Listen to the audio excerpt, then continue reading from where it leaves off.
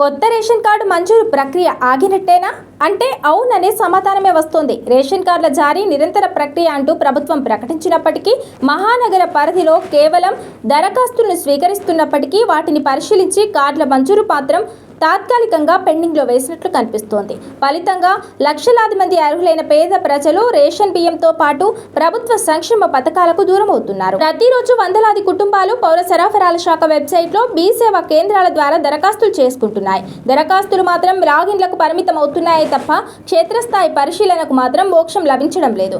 దీంతో pendency పేరుకుపోతోంది.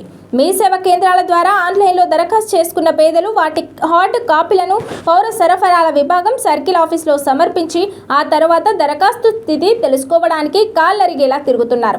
Circle ఆఫీసులో సిబ్బందిని అడిగితే పైనుంచి ఆదేశాలు రావాలి, సర్వర్ సమస్య అంటూ దాటవేస్తున్నారు. మరోవైపు పౌర సరఫరా విభాగాల్లో సర్కిల్ ఆఫీసుల్లో తీవ్ర ఇబ్బంది కొరత వేధిస్తోంది. ఒకవైపు ఇతర ప్రభుత్వ విధులతో తీరిక లేకుండా ఉండడం, మరోవైపు క్షేత్రస్థాయి పరిశీలనకు ప్రత్యేక సిబ్బంది లేకపోవడంతో విచారణ ప్రక్రియ పూర్తిగా స్తంభించినట్టు తెలుస్తోంది. కాగా గ్రేటర్ పరిధిలో ప్రస్తుతం కార్డుల సంఖ్య సుమారు 2.41 లక్షలు మించలేదు. మరోవైపు 30% పైగా దరఖాస్తులు పెండింగ్ లో మగ్గుతున్నాయి. కేవలం చౌక ధరల దుకాణంలో బియ్యం తీసుకోవడానికి మాత్రమే పరిమితం కాకుండా రేషన్ కార్డు బహుళ ప్రయోజనకారిగా పనిచేస్తోంది. ప్రైవేటు, కార్పొరేట్ ఆసుపత్రుల్లో సైతం ఆరోగ్యశ్రీ కింద ఉచిత వైద్య సేవలు, గృహజ్యోతి, సబ్సిడీ సిలిండర్లు వంటి ప్రతి సంక్షేమ పథకానికి ఇది ప్రామాణికంగా మారడంతో కొత్త కార్డులకు ప్రాధాన్యం పెరిగింది.